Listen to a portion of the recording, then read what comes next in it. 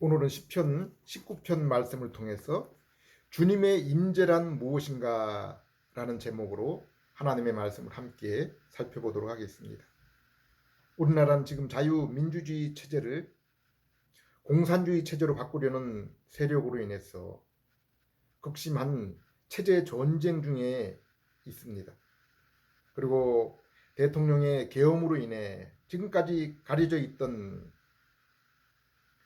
그러한 실상이 이제 국민 다수가 알 수 있도록 드러나게 된 것입니다.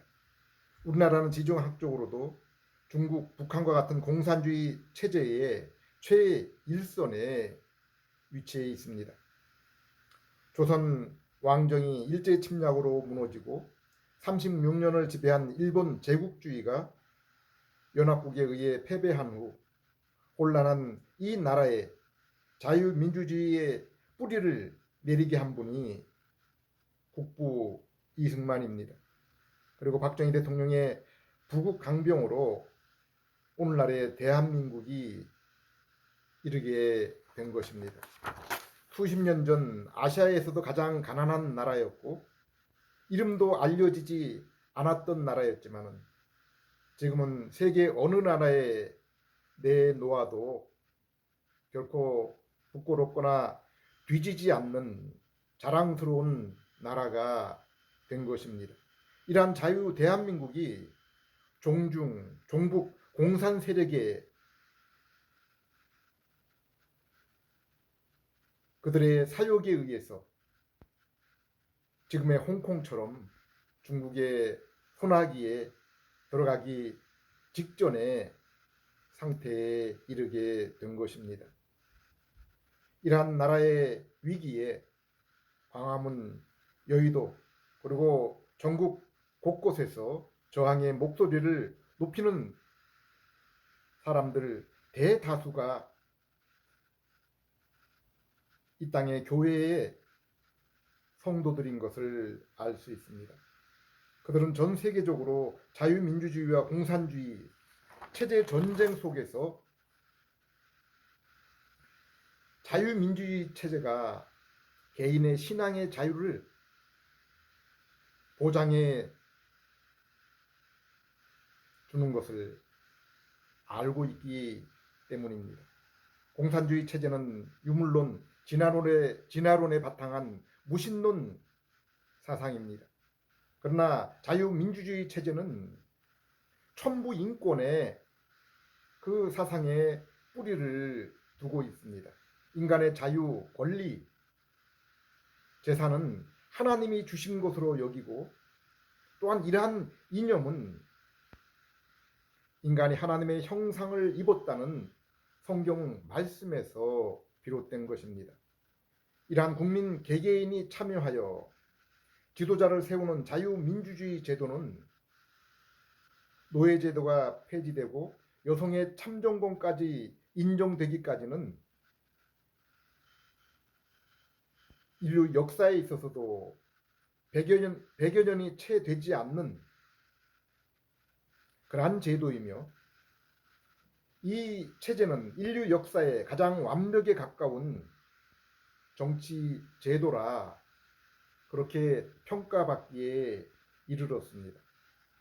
근대사에서 자유민주주의 정치 제도의 발전 과정을 보면은 기독교 문화가 뿌리내린 곳에 이와 함께 자유민주주의 정치 제도가 함께 정착된 것임을 알 수 있습니다. 그러므로 이러한 자유민주주의 정치 제도는 이 땅에 복음이 전파되고 성도들의 신앙이 성숙되게 하시려는 하나님의 일반 은혜의 성격이 있음을 부인할 수 없습니다.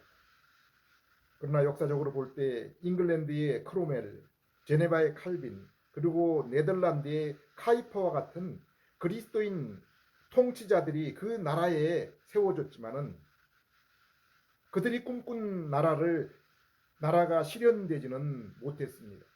물론 그들도 그러한 일들이 현실에서 이루어지지 못하리라는 것은 알고 있었습니다. 과거 80년 초 강원도 인제군 상남면이라는 곳에서 소대장을 한 적이 있습니다.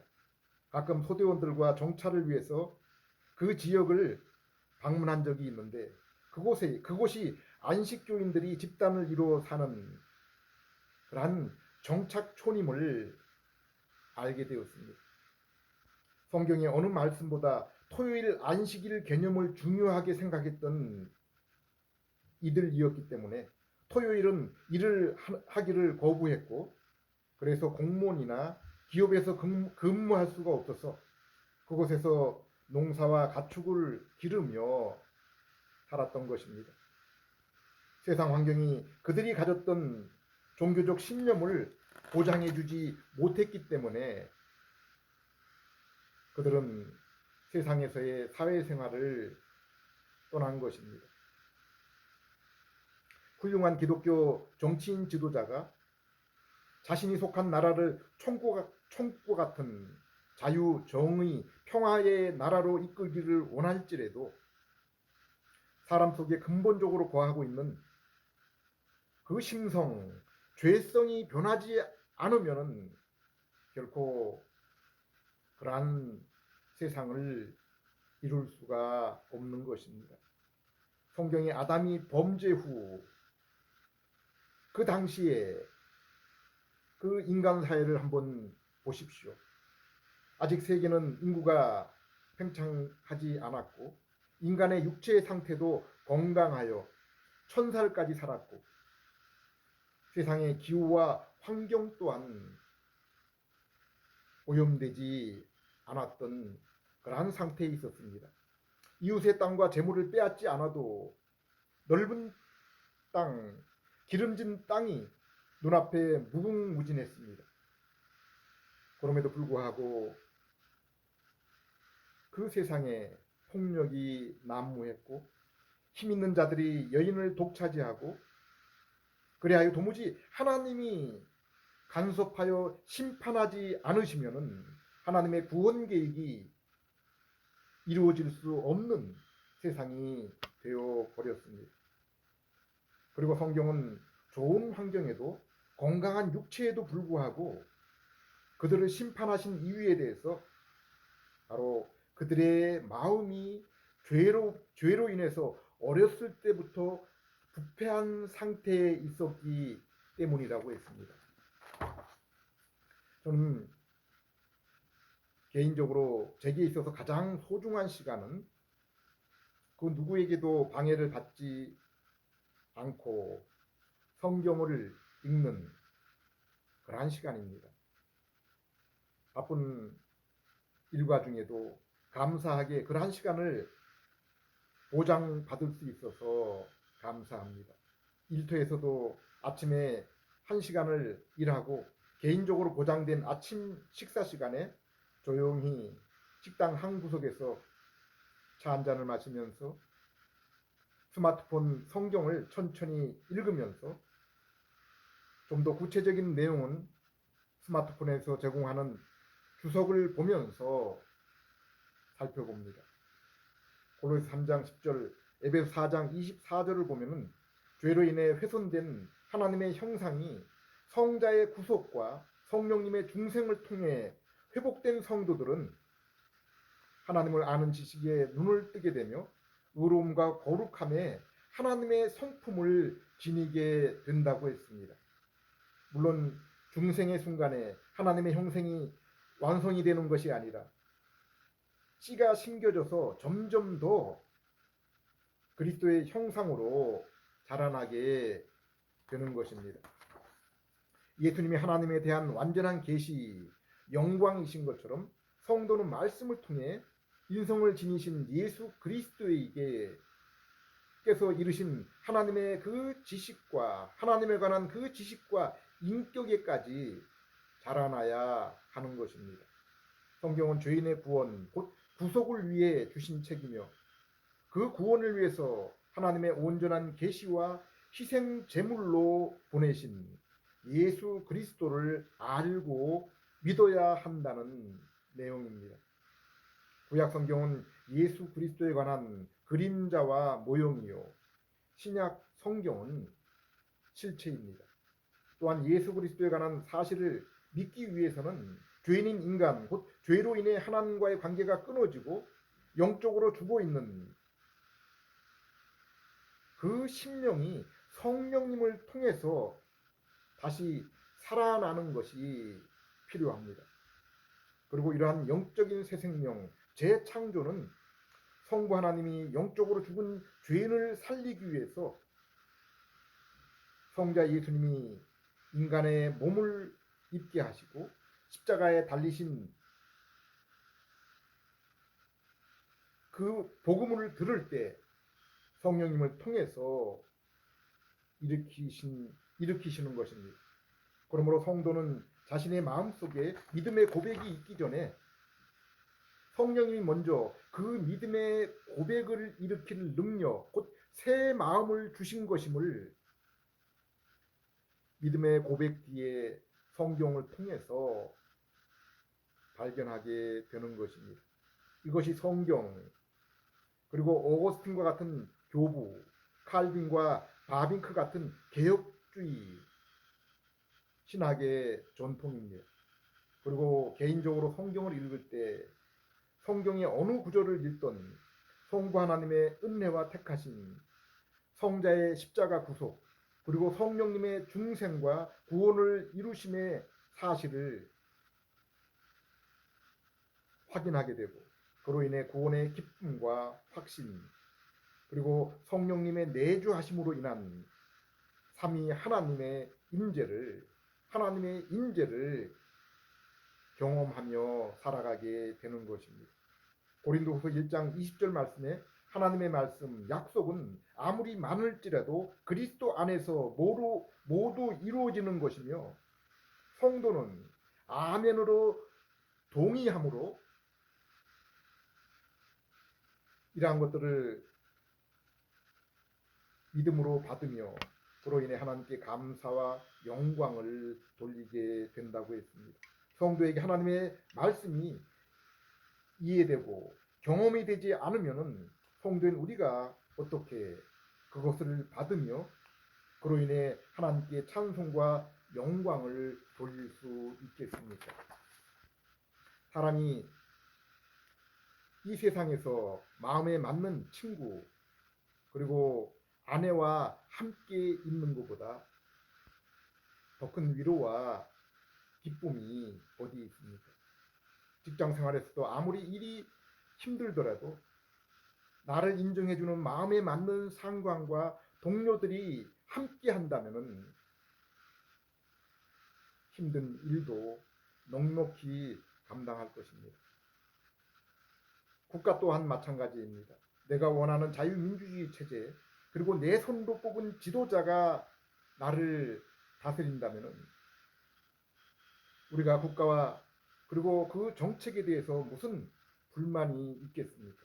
설령 못마땅하고 나와 틀린 것이 있다면 건의하고 진정할 수 있는 통로가 있고, 또한 다음번에는 더욱 나은 사람을 우리 손으로 뽑을 수 있는 기회가 있다면 오늘날 대한민국에 처해 있는 이러한 갈등은 일어나지 않았을 것입니다. 물론 그렇다고 해서 이 땅에 성경이 약속한 천국을 사람의 손도 결코 가져올 수는 없습니다. 인간 스스로 죄성, 곧 마음의 부패를 변화시킬 수 없기 때문입니다.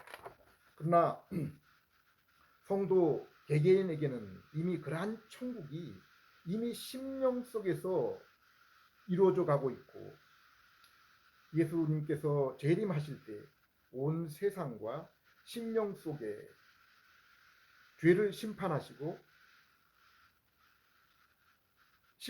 때 온 세상이 천국으로 변화될 것입니다. 성경이 말씀하는 천국은 단순합니다. 바로 하나님과의 교제입니다. 요한복음 17장 3절에서는 그것을 하나님을 아는 것이라고 했습니다. 로마 14장 17절에는 성령 하나님과 지금부터 영원히 함께하는 것이며, 그리고 그로 인해서 정의와 평화와 기쁨을 삶 속에서 경험하는 것이라고 했습니다. 그리고 이 천국은 이 땅에서 믿는 성도의 심령, 그리고 믿는 자의 모임과 교제인 교회에서 경험이 되는 것입니다. 요한일서 1장 1절에서 4절에서는 예수 그리스도와 그분이 하신 십자가 사역을 믿어서 성도 성자와 성도가 함께 나누는 교제가 천국이라고 했으며, 그로 인해 성도의 심령은 기쁨으로 충만한 상태를 경험하게 된다고 했습니다. 지난주 성경의 구속 언약, 행위 언약, 은혜 언약에 대해서 말씀을 드렸습니다.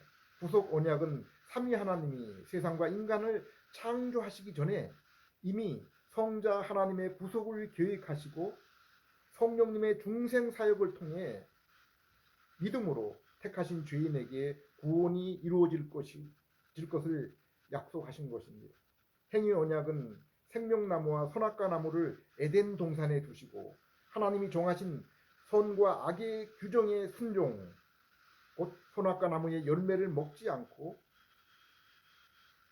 아담과 인간에게 주신 선지자, 왕, 제사장 직분을 수행할 때, 하나님이 정하신 때, 곧 땅끝까지 하나님의 지식 영광이 가득할 때 생명나무, 곧 영생이 주어질 것을 약속하신 것입니다. 은혜 언약은 아담이 하나님의 말씀에 불순종하여 선악과 열매를 먹고 그로 인해 하나님과의 교제가 끊어진 직후에 창세기 3장 15절을 시작으로 성경 전체가 바로 약속하신 예수 그리스도의 십자가의 구속에 관한 그러한 말씀인 것입니다. 곧 아담의 불순종 행위로 이루지 못한 영생과 그리고 아담의 범죄로 얻게 된 사망, 지옥, 마귀의 종노릇에서 해방과 자유에 관한 소식입니다. 그런데 성경을 보면은 하나님은 아담을 창조하실 때 이미 아담이 범죄할 사실을 미리 아셨던 것입니다. 그러므로 아담 창조 전에 구속 언약을 세우신 것입니다. 그리고 지금 이 땅의 믿음의 백성은 은혜 언약으로 아들의 구속을 믿음으로 죄 없던 아담이 에덴 동산에서 누렸던 신분과 상태보다 더 나은 것을 누리고 있는 것입니다. 성도는 아담의 죄로 이뤘던 하나님의 형상을 회복하여 하나님과 교제할 뿐 아니라 아담이 순종할 때 얻을 수 있는 영생, 그리고 예수 그리스도와 같은 영화의 그 몸을 이미 보장받은 것입니다. 그러므로 성도는 이제 결코 성도의 허물과 죄로 영생을 이룰 수도 없고 죄를 지을 수도 없는 상태에 이른 것입니다. 물론 여기 죄를 지을 수도 없는 상태란 성도가 이 땅에 살면서 죄와 계명을 전혀 범하지 않는 상태가 아니라 성도 안에 예수님의 구속과 성령님의 중생을 통해 심겨진 새 마음과 내주하시는 성령님의 인도를 통해서 반복해서 죄를 즐기고 행하는 상태가 아니라 죄를 범할지라도 우리 안에 죄와 세상을 멀리하고 주님과 의를 사랑하는 그 성향, 방향성으로 인해서 곧바로 회개하고 이로 인해 그러한 죄를 더욱 경계하고 멀리하고 진리, 곧 공의와 인자를 통해 더욱 주님께 가까이 하는 그러한 마음의 상태를 가리키는 것입니다. 베드로서 1장에서는 성도가 예수 그리스도의 은혜로 구원을 얻고 새 성품, 곧 하나님의 형상을 입었으면 더욱 예수 그리스도를 아는 일과 그분의 성품을 담는 일에 진보, 성숙이 있게 된다고 했습니다. 그런데 이러한 마음의 변화와 또한 변화된 마음이 더욱 성숙한 모습이 나타나지 않는다면 그들은 거짓 믿음을 가진 자들이라고 했습니다. 저는 오늘날 대한민국에서 대통령 탄핵 상황을 보면서 대통령 탄핵을 찬성하는 일부 목회자와 교회를 보면서 우려스러운 생각이 듭니다. 계엄 선포의 주된 목적이 선관위의 부정선거와 중국 공산당의 깊숙한 개입으로 인해서 비롯된 것임이 밝히 드러났습니다. 성도람 누구나 조금 배고프고 못 살더라도 정의가 하수처럼 흐르는 그러한 나라를 꿈꾸고 있을 것입니다. 공산주의 체제에서는 성도의 신앙생활 그리고 복음 증거가 어려운 것임을 성도 누구나가 알고 있습니다. 그런데 유명 교회 목사, 신학자가 탄핵을 찬성하고 또한 이와 더불어 동성애를 찬성하는 것을 보게 됩니다. 동성애는 분명히 창조 질서를 부인하는 성경이 인정하는 명확한 죄입니다. 이것은 죄이므로 회개가 요구되는 것이지 각 개인의 성향과 취향에 따라 선택할 수 있는 것이 아닙니다. 성경에 나타난 인간은 하나님의 형상으로 지음받은 피조 세계의 영장, 우두머리입니다. 그리고 피조 세계를 다스리고 피조 세계에 하나님의 영광을 드러내며 하나님께 예배드릴 사명과 직분이 인생에게 있는 것입니다. 이 귀한 존재, 직분을 가지고 있지만은 분명히 기억할 사실은 우리 위에 하나님이 계시다는 사실입니다. 우리는 그분의 피조물이며 그러므로 인간이 인생과 피조 세계의 주인이 아니라는 것입니다. 우리는 지금 하나님 대신에 인간이 주인이 되었을 때 하나님이 보시기에 아름답던 세상 하나님의 모습을 입은 인간이 어떻게 망가지게 되었는지를 우리 몸으로 철저하게 경험하고 있습니다. 그리고 구속 언약과 은혜 언약을 통해서 믿음으로 회복된 하나님의 형상을 따라 오직 하나님이 우리 하나님, 우리가 그분의 자녀와 백성이 되는 그러한 관계와 하나님의 뜻, 진리와 율법이 우리의 마음에 새겨져서 그분의 뜻에 합당하게 살 때 그것이 천국이요 최상의 안식과 기쁨이 되는 것을 성도는 날마다 삶 속에서 경험하며 이것이 우리의 온 몸과 환경에 온전히 회복이 되는 예수님의 재림의 날을 소망하며 살아가고 있는 것입니다. 시편 19편 말씀처럼 이제 새로운 눈을 가진 성도는 피조 세계를 보면서 그곳에 나타난 하나님의 얼굴 영광을 찬양합니다. 그리고 성경에 나타난 그분의 영광을 보며 세상의 정금보다 더 귀히 여기며 꿀 포도송이보다 더 달콤함을 경험하게 되는 것입니다. 그로 인해 성도의 마음과 발걸음을 주님께 맞추며 동행하는 것입니다. 11절 또 주의 종이 이것으로 경고를 받고 이것을 지킴으로 상이 크니이다. 14절 나의 반석이시요 나의 구속자이신 여호와여 내 입의 말과 마음의 묵상이 주님 앞에 연락되기를 원하나이다. 성도는 창조와 섭리의 하나님이 우리를 찾아오시고 만나주시고 교제하시기 위해서 육신의 몸을 입으시고 십자가에서 희생하신 그 구속의 사실, 구속의 주님이심을 믿는 자들입니다. 그리하여 우리의 뜻을 하나님의 말씀에 일치하게 하며 우리의 마음을 주님의 그 말씀으로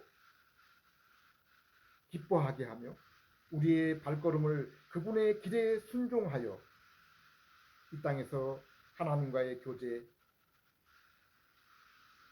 임재를 심령으로 경험하며 장차 온 몸과 온 세계를 통해서 경험할 그 하나님의 임재를 하나님과 함께 하심을 소망으로 사는 자들입니다. 기도드리겠습니다. 하나님 아버지, 세상을 보고 자신을 보아도 도무지 그곳에 소망이 없음을 고백합니다. 이러한 저희에게 구원의 소식을 주시고 아들 예수 그리스도를 믿음으로 죄의 사망, 불의한 사단의 노예에서 해방과 자유를 주시고 성령님이 함께 하시는 하나님의 임재, 천국과 연락을, 마음의 기쁨을 주심을 감사드립니다. 비록 세상의 정욕과 죄와의 싸움으로 성도인 저희에게 고난이 많으나 이 또한 주님과 더욱 깊은 동행을 위한 사랑의 징계인 줄을 믿습니다. 더욱 주님을 알고 주님의 모습으로 변화되어서 주님께 영광이요, 저희에게는 세상을 이기는 능력과 기쁨의 삶이 되게 해 주시옵소서. 예수님 이름으로 기도드립니다.